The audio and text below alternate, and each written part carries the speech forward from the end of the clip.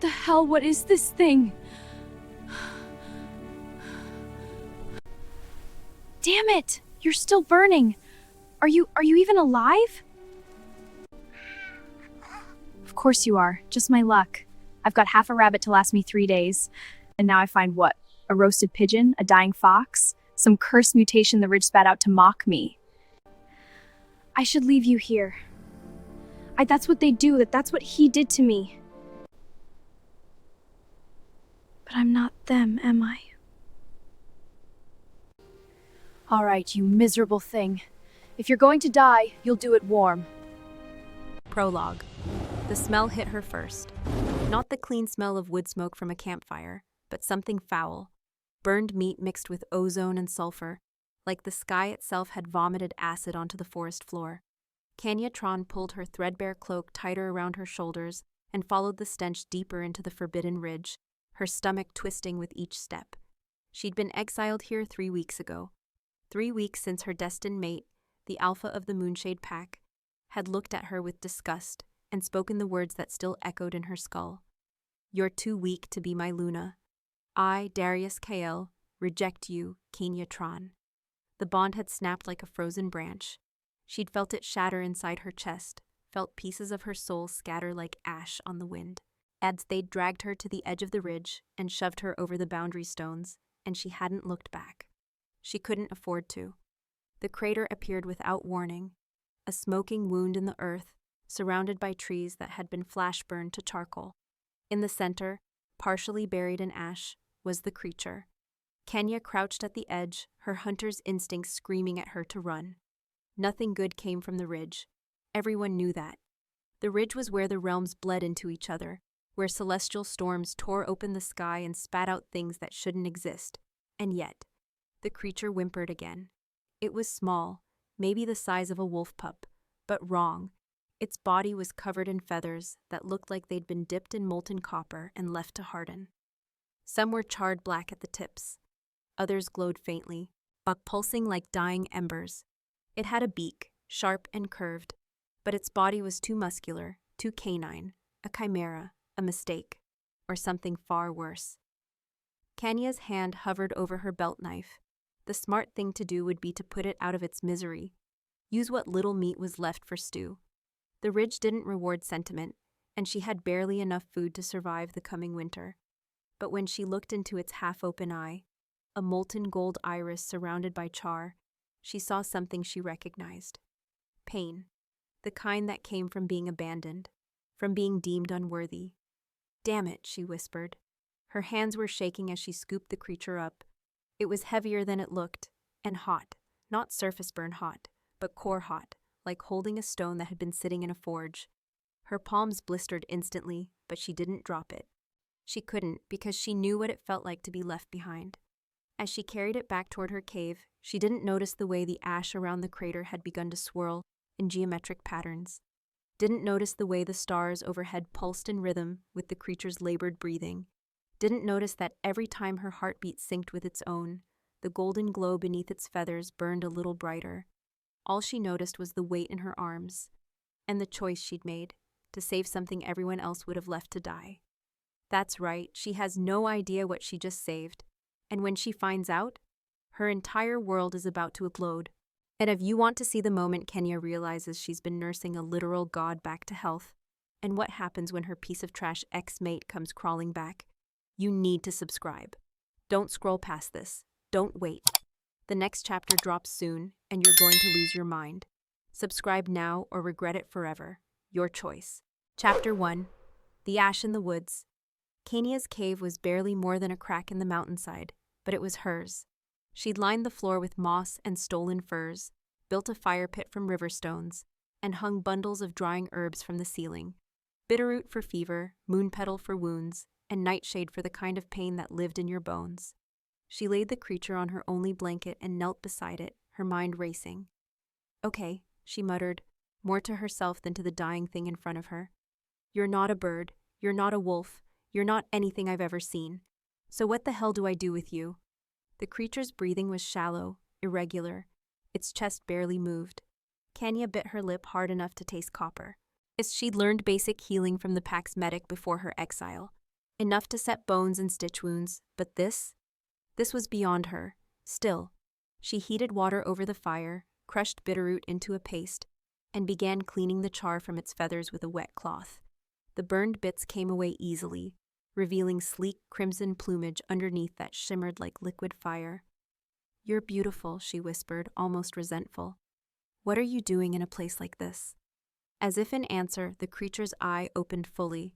For a heartbeat, Kenia forgot how to breathe. The eye wasn't just gold, it was molten, alive, aware, and staring directly into her soul with an intelligence that made her want to run and kneel at the same time. "You're not a pup," she said slowly. "Are you?" The eye closed. Kenia sat back on her heels, and her heart hammering. She should kill it, right now, before it woke up fully and decided she was a threat, or worse, prey. But instead she pulled the blanket up around its body and added more wood to the fire.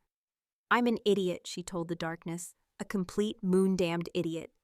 The creature's breathing evened out, and outside the first winter snow began to fall, 3 months too early. Kenia didn't sleep that night.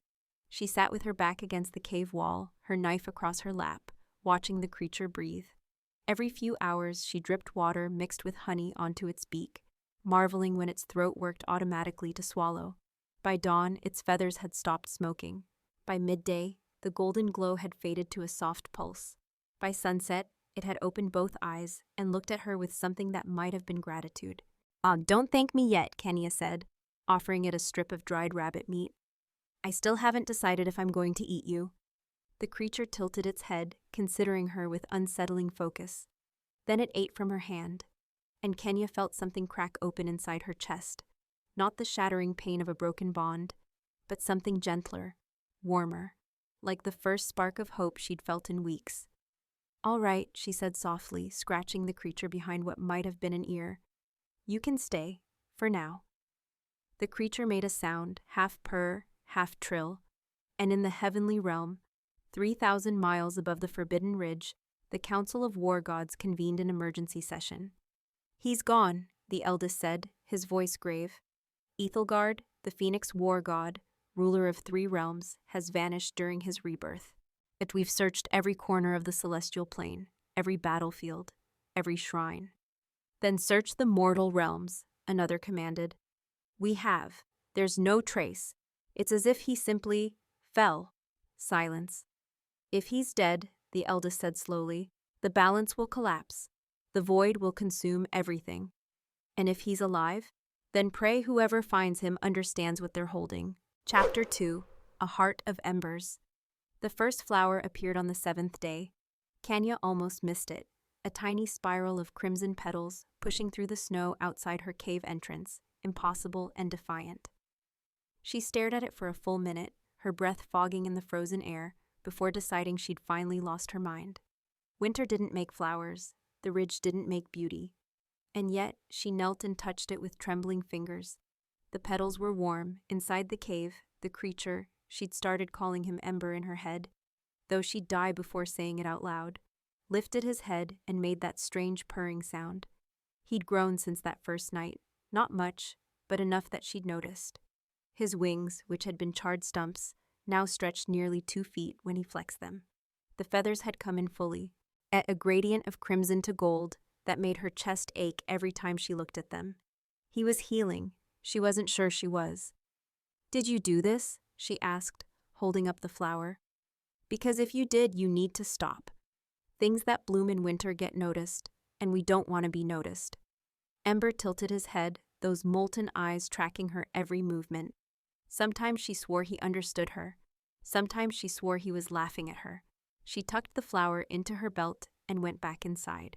The cave had changed too. She'd tried to ignore it, tried to rationalize it, but the truth was undeniable. The moss grew thicker every day.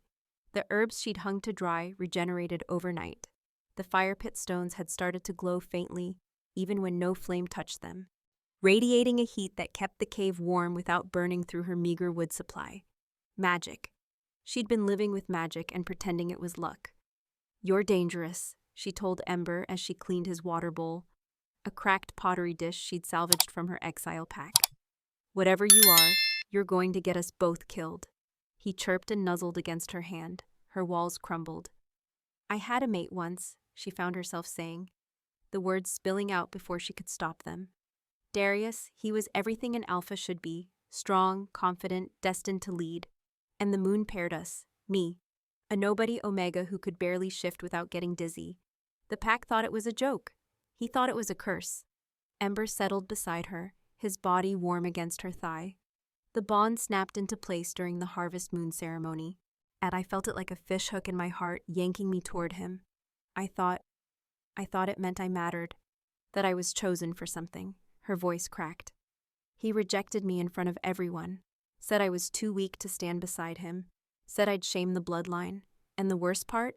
I believed him. I stood there and took it because some part of me thought he was right.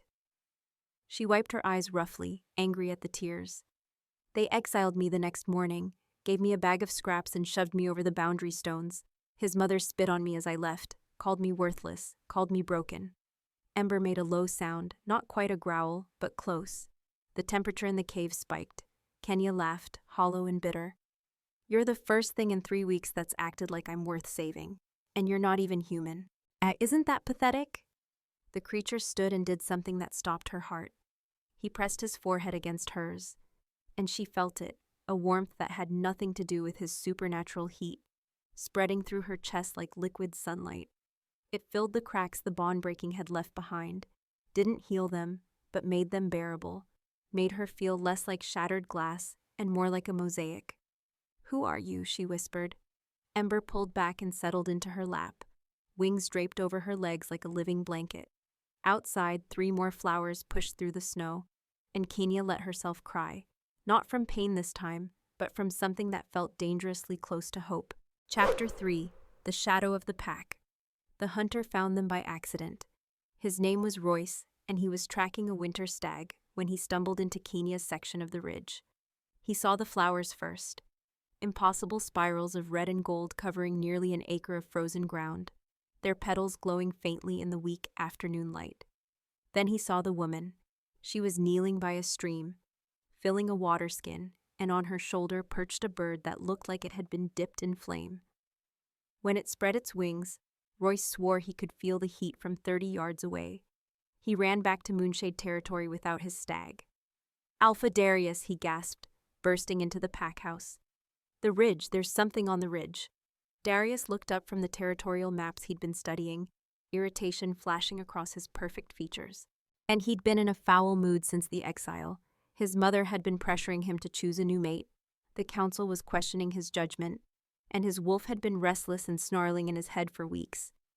What are you babbling about? Flowers, fire, a woman with... A woman? Darius's voice went deadly quiet. Describe her. Royce swallowed. Blonde hair, green tunic, leather bracers. She looked like the Omega you rejected, Alpha, but different, stronger. The maps hit the floor. Darius was across the room in 3 strides, grabbing Royce by the collar. Kenia? Kenia is alive? Yes, Alpha, and she has something with her, a creature. It looked like... Where? Northern Ridge, near the Black Pine Grove. But Alpha, the flowers, they're not natural, they're magical. Darius released him, his mind racing. Oh, she's found something, a relic, a weapon. His mother, Cathra, appeared in the doorway, her silver hair coiled like a crown. What's this about the exile? She survived, Darius said slowly, a plan forming. And she somehow acquired a magical artifact. That belongs to the pack. She stole it. She was exiled with nothing, Cathra said, but her eyes gleamed. If she's harboring pack property, then we're justified in retrieving it. And her. Darius smiled, cold and calculating. Ready a hunting party. Tell them we leave at dawn. You're going after her? Cathra raised an eyebrow. I thought she was worthless. She is, but what she's carrying isn't. And if she's managed to survive the ridge for 3 weeks, maybe. He trailed off. I'm unwilling to admit that his wolf had been howling for Kenia since the moment she'd crossed the boundary. Maybe he'd made a mistake. Maybe she was stronger than he'd thought. Maybe he wanted her back. Gather 12 wolves, he ordered. Tell them we're hunting a thief. And Mother? Yes? Bring silver chains, just in case she resists. Cathra's smile was sharp as broken glass. With pleasure. In her cave, Kenia woke with a gasp. Ember was standing at the entrance, every feather bristled, a low warning trill vibrating in his throat. The flowers outside had closed their petals. "What is it?" she whispered, reaching for her knife. Ember turned to look at her, and for the first time since she'd found him, she saw something in his eyes that made her blood run cold. Recognition and rage. Someone's coming, she realized. Oh, someone's found us. The creature's body began to glow, soft gold brightening to solar white. And Kenia understood with bone-deep certainty that whoever was coming, whatever they wanted, they were about to regret it. Chapter 4. The First Shift. The shadow cat attacked at moonrise. Kenia had been gathering firewood when she heard it, the wet, rattling breath of something that had evolved to hunt in silence. She froze, her arms full of kindling, every instinct screaming at her to run, even though she knew running would trigger the chase reflex. The ridge's shadow cats were apex predators, mutated by whatever celestial poison leaked from the realm barriers. This one emerged from between the black pines like smoke-given teeth, easily twice the size of a normal mountain lion, its fur rippling with patterns that hurt to look at directly. Kenia dropped the wood. Her knife was in her hand before conscious thought, but she knew it was useless. Shadow cats had hides like leather armor and claws that could shred through bone, and she'd seen the aftermath of their kills. Pack warriors reduced to scattered pieces, their screams still echoing in the trees days later. "Ember," she whispered, backing toward the cave. "Ember, stay inside." The cat's eyes, 6 of them, arranged in 2 rows, locked onto her, its jaw unhinged with a wet crack, revealing 3 concentric circles of teeth. It pounced. Kenia threw herself sideways, felt claws rake across her shoulder, felt her leather bracer tear like paper. Blood sprayed hot across her neck. She hit the ground hard, knife skittering from her grip, and the cat was on her, its breath reeking of decay and copper. She was going to die, just like they'd all predicted. Then the world caught fire. A column of flame erupted between her and the cat, so hot it turned the air to glass. And the cat shrieked, a sound like metal tearing, and stumbled backward, its impossible fur smoking. Kenia rolled away, clutching her bleeding shoulder, her vision swimming, and saw him. Where Ember had been, where her small, chirping companion had been, now stood a man. No, not a man, a god carved from uller fire and fury. He was tall, easily 6.5 feet, with a body that looked like it had been forged in combat and prayer. His skin held a bronze undertone that seemed to glow from within, and his hair fell past his shoulders in waves of molten copper and gold. But it was his eyes that stole her breath, those same molten gold eyes, now set in a face so beautiful it made her chest physically ache. He wore nothing but flames, literal flames that wrapped around his waist and shoulders like fabric, flickering and dancing but never burning. At his back bore wings, not the small feathered wings of Ember, but massive phoenix wings that stretched 15 feet and dripped embers like rain. The shadow cat lunged at him. He didn't even blink. One hand shot out, caught the creature by the throat mid-leap, and slammed it into the ground with enough force to crater the earth. The cat thrashed, those 6 eyes rolling in panic, but he held it like it weighed nothing. Then he squeezed. The crack echoed through the forest. The cat went limp. He dropped it and turned to Kenia, those burning eyes finding her immediately. She tried to speak, tried to ask what he was, but her shoulder was bleeding badly, and the world was tilting sideways. He crossed the distance in 2 strides and caught her before she hit the ground. "You're hurt," he said, and his voice was wrong, layered, harmonic. At like 3 people speaking in perfect unison, it resonated in her bones. You can talk," she managed. "You've been able to talk this whole time?" Something flickered across his face. Guilt, maybe, or amusement. The transition wasn't complete. Speaking would have damaged the rebirth process. Rebirth, right, because that makes perfect sense. Her laugh came out wet and hysterical. "What are you?" He carried her toward the cave, his body radiating heat that should have burned but instead felt like sinking into a hot bath. "You saved me," he said simply. "You shared your warmth when you had nothing. You fed me from your own rations. Yet you spoke to me like I mattered. You're avoiding the question. I'm remembering why I chose to fall here." He laid her on her blanket with a gentleness that contradicted the violence she'd just witnessed. His hands hovered over her shoulder, and golden light poured from his palms. The pain evaporated. The wound closed. Kenia stared at her healed skin, then at him. "You're healing me with light. You killed a shadow cat with your bare hands. You're on fire and not dying, so I'll ask again. What are you?" He met her eyes, and she saw something in them that looked almost like fear. "If I tell you, you'll kneel. Everyone kneels." "I don't kneel. I know." His smile was small, sad. "That's why I fell." Before she could press him, he shifted back. Not to the small pup, but to something in between. A wolf the size of a horse, all covered in phoenix feathers, with those same golden eyes. He curled around her protectively, his wings forming a canopy over them both.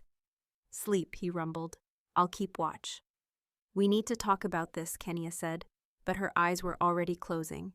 The adrenaline crash hit like a physical blow. "Tomorrow," he promised. She fell asleep wrapped in divine fire, safer than she'd been in her entire life, and dreamed of burning.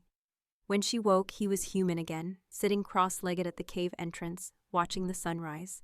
The flames had settled into simple cloth, rough spun pants, and nothing else. His wings were tucked tight against his back. "You stayed," she said quietly. "Where else would I go?" He didn't turn around. You're the first person in 3,000 years who's treated me like something other than a weapon or a god. What do you want me to treat you like?" He finally looked at her, and the vulnerability in his eyes made her heart stutter. "Like someone who matters beyond what I can do. Like you did when you thought I was dying." Kenia sat up, pulling her repaired cloak around her shoulders. The leather bracer had been mended too, the tears fused back together with golden thread that definitely hadn't been there before. "I don't even know your name," she said. "Ethelgard." The word resonated like a bell. "But you called me Ember. I liked that." "Ember it is then." She moved to sit beside him, their shoulders almost touching. "Thank you for saving me. You saved me first." They sat in silence as the sun climbed higher, and painting the impossible flowers in shades of rose and amber. Somewhere in the distance, a wolf howled. Not a natural wolf, but a pack scout. They were coming. "I need to tell you something," Ethelgard said. "About what I am. About why they're hunting you." "I know." Kenia's hand found his, their fingers interlacing naturally.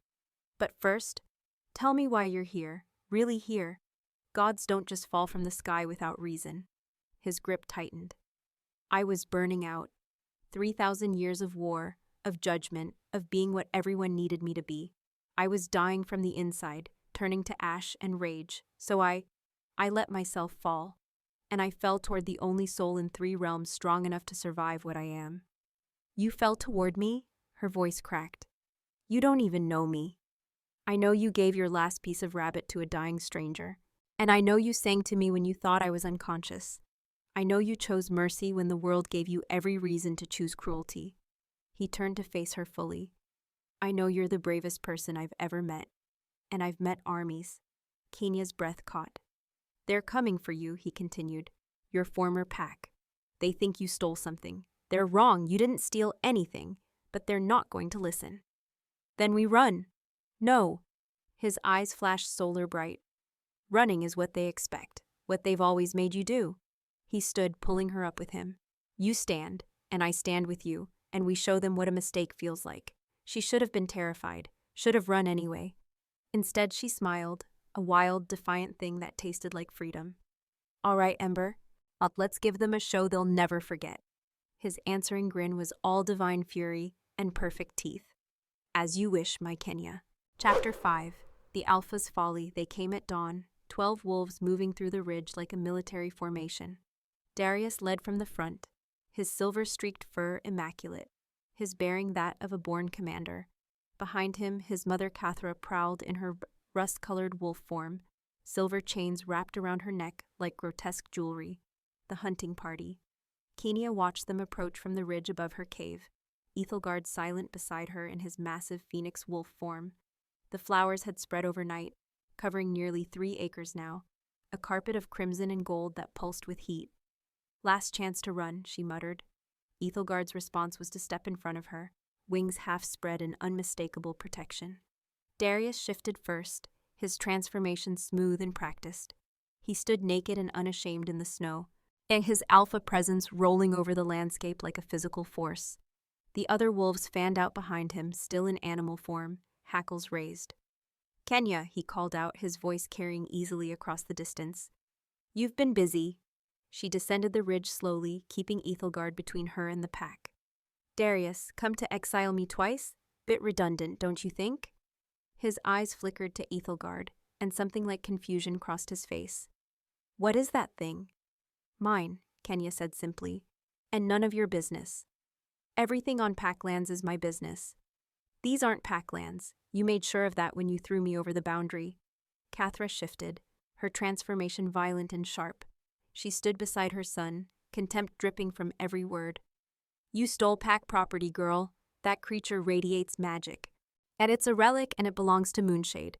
Kenia laughed, a bitter, hollow sound. "I didn't steal anything. I found a dying animal and chose mercy. That's not theft. That's called being a decent person. You should try it sometime." "Enough." Darius raised a hand and the temperature dropped.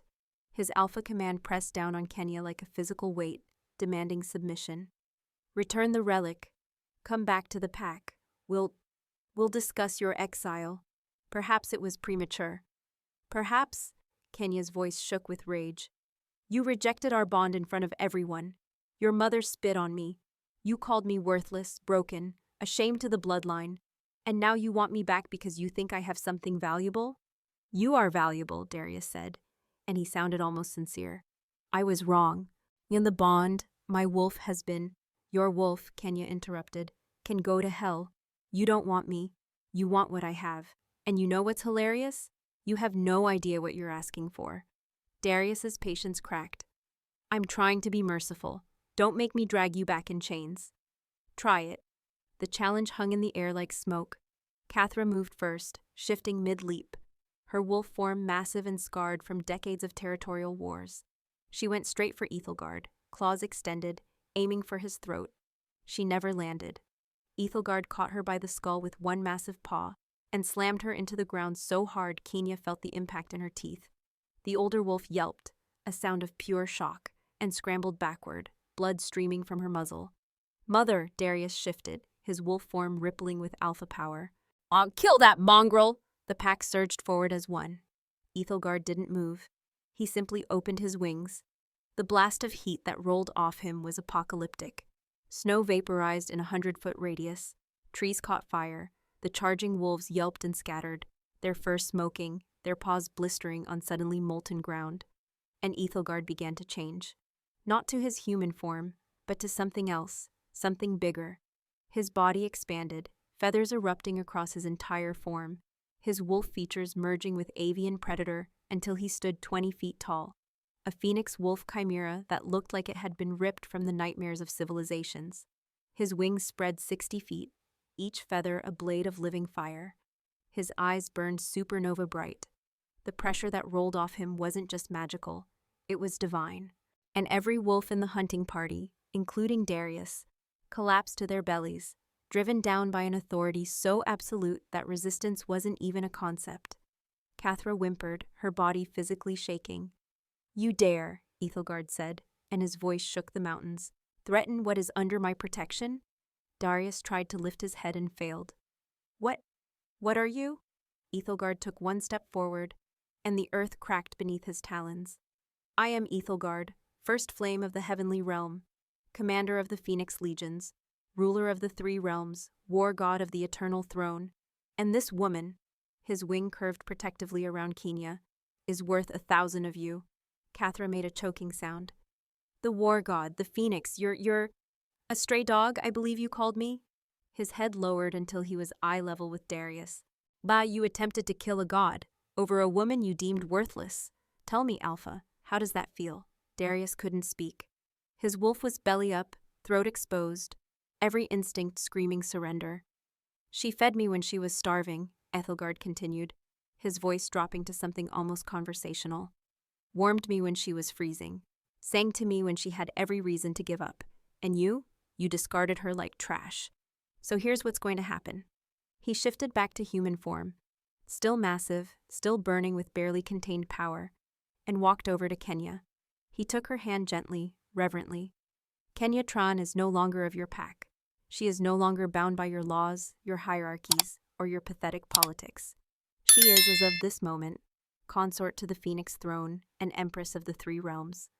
And if any of you ever approach her again without invitation, I will reduce your pack to ashes and scatter them across the void. He turned to Kenia, his expression softening. Unless you'd prefer I kill them now? It would take less than a minute. Kenia looked at Darius, at the alpha who'd broken her heart, now groveling in the mud, his precious pride shattered. She should have felt triumph, should have felt vindication. Instead, she just felt tired. Let them go, she said quietly. They're not worth it. Ethelgard smiled, proud and gentle. As you command, my empress. He released his divine pressure. The wolves fled, all except Darius, who stayed on his knees, staring at Kenia with something that looked like belated understanding. I'm sorry, he whispered. Kenia, Save it. She didn't even look at him. Go home, Darius. Marry someone impressive. Rule your little pack, and forget I exist. The bond is broken. You made sure of that. She finally met his eyes. You wanted me weak, broken, grateful to be rejected. Well, congratulations. You got what you wanted, and you lost everything that mattered. She walked away, Ethelgard at her side, leaving the alpha kneeling in the ash. As they disappeared into the forest, Darius heard her laugh, bright and free and devastating, the sound of a woman who'd finally realized she was never the problem. He was. Chapter 6. The Phoenix Ascends. The sky split open 3 days later. Kenia was sitting by the stream, her feet dangling in the impossibly warm water, another gift from Ethelgard's presence, when the heavens tore apart like fabric. Light poured through the wound in reality, so bright she had to shield her eyes, and the air filled with a sound like 10,000 bells ringing in perfect harmony. They've found me, Ethelgard said quietly. He'd been in human form, sitting beside her in comfortable silence, but now he stood, his wings manifesting in a cascade of embers. Who? Kenia asked, though part of her already knew. The Heavenly Council, my court. His jaw tightened. I've been gone for nearly a month. They're panicking. As if summoned by his words, figures began to descend from the rift, 7 of them, each radiating power that made Kenia's teeth ache. They wore armor that looked like it had been forged from starlight and carried weapons that hummed with barely contained destruction. Their faces were beautiful and terrible, ageless and cold. War gods, all of them. The one in front, a woman with silver hair that moved like liquid metal and eyes the color of a supernova, landed first. Her gaze swept over the scene, taking in the impossible flowers, the transformed ridge, and finally settling on Ethelgard, with something between relief and fury. Ethelgard, she said, her voice carrying the weight of mountains. 37 days. We've searched every realm, every battlefield, every shrine. And you've been here, playing house with a mortal? Playing house, Ethelgard repeated, his tone dangerously mild. Is that what you think this is? Seraphine? What else would we call it? Another god stepped forward, a man with obsidian skin covered in glowing runes. You disappeared during your rebirth. The realms are on the brink of collapse. The void has breached the eastern barriers 3 times, and you've been, what, hiding? Healing, Ethelgard corrected. There's a difference. You don't get to heal, Seraphine snapped. You're the Phoenix war god. You don't get the luxury of burnout or rest or whatever mortal weakness you've convinced yourself you're entitled to. The 3 realms need you. The 3 realms, Ethelgard said slowly, have needed me for 3,000 years. They've bled me, burned me, demanded everything I am and more. And when I was dying, when I was turning to ash from the inside, where were you? Silence. I fell, he continued, his voice rising. Yeah, because staying meant becoming a monster. I fell because I'd rather die as myself than live as your weapon. And I fell here, he gestured to Kenia, because she was the only soul in 3 realms brave enough to save someone everyone else had written off. Seraphine's eyes finally landed on Kenia, who'd stood and was gripping her knife like it could somehow protect her from literal gods. This is what you chose? An Omega werewolf who couldn't even keep her own mate? The words hit like a physical blow. Kenia flinched, and Ethelgard's entire demeanor changed. The air superheated. The flowers burst into flame. His wings spread to their full 60-foot span, and when he spoke, his voice carried the weight of divine command. "You will watch your tongue, Seraphine, or I will remove it." The silver-haired goddess actually stepped back. "Ah, you would threaten me? For her?" Without hesitation, he moved to stand between Kenia and the council, and his power rolled across the ridge like a tsunami. "This woman shared her last meal with me when she was starving. She sang to me when she thought I couldn't hear. She chose mercy when the world had given her every reason to choose cruelty. She is worth more than all of you combined." "She's mortal," Seraphine said, but her voice had lost its certainty. "She'll die in a blink. What happens when—" "Then I'll have had that blink," Ethelgard interrupted. "Which is more than I've had in 3 millennia of service." The obsidian-skinned god, who'd been silent, finally spoke. "The realms are falling apart, brother. We need you to come back. We need the phoenix." "Then the realms will have to wait." Ethelgard's tone softened slightly. "At Kalor, I know the cost. I know what my absence means, but I also know that if I return now, burned out, hollow, barely holding myself together, I'll fail. I'll fail spectacularly, and I'll take the realms down with me." "So what do you propose?" Kalor asked. Ethelgard turned to look at Kenia, and the expression on his face made her chest constrict. It was hope and fear and desperate longing all tangled together. "I propose a treaty," he said, turning back to the council. "I return, I fulfill my duties, I stabilize the realms, but I don't do it alone anymore. I don't do it as your weapon." "What are you saying?" Seraphine demanded. "I'm saying I'm taking a consort. I'm saying Kenia Tran will sit beside me on the Phoenix throne as my equal. I'm saying the realms will learn that power isn't just born, it's earned through character, through resilience, through the kind of strength that chooses compassion when cruelty would be easier." The silence that followed was deafening. Then Seraphine laughed, a cold, crystalline sound. "You want to make an Omega werewolf the Empress of the 3 realms? She has no training, no bloodline, no—" "She has a heart that could teach us all what we've forgotten," Ethelgard interrupted. "And that's worth more than any bloodline." "This is insane," another council member muttered. "This is necessary," Ethelgard countered. "The realms don't need another weapon. They need someone who remembers what we're supposed to be protecting." He extended his hand toward Kenia. "The choice is yours. I won't force this. If you want to stay here, build your life in peace, I'll defend that choice. But if you're willing, if you trust me, I can offer you a throne. Not because you're my mate, not because of any bond, but because you earned it by being you." Kenia stared at his outstretched hand, her mind reeling. A month ago she'd been exiled, rejected, deemed worthless. Now a literal god was offering her a throne. It was insane. It was impossible. It was— She thought about Darius's face when Ethelgard had revealed himself. Thought about Cathra's contempt evaporating into terror. Thought about every wolf who'd ever looked at her like she was less than, broken, not enough. And she thought about Ethelgard, Ember, curled in her lap, trusting her to keep him safe when he was vulnerable. She took his hand.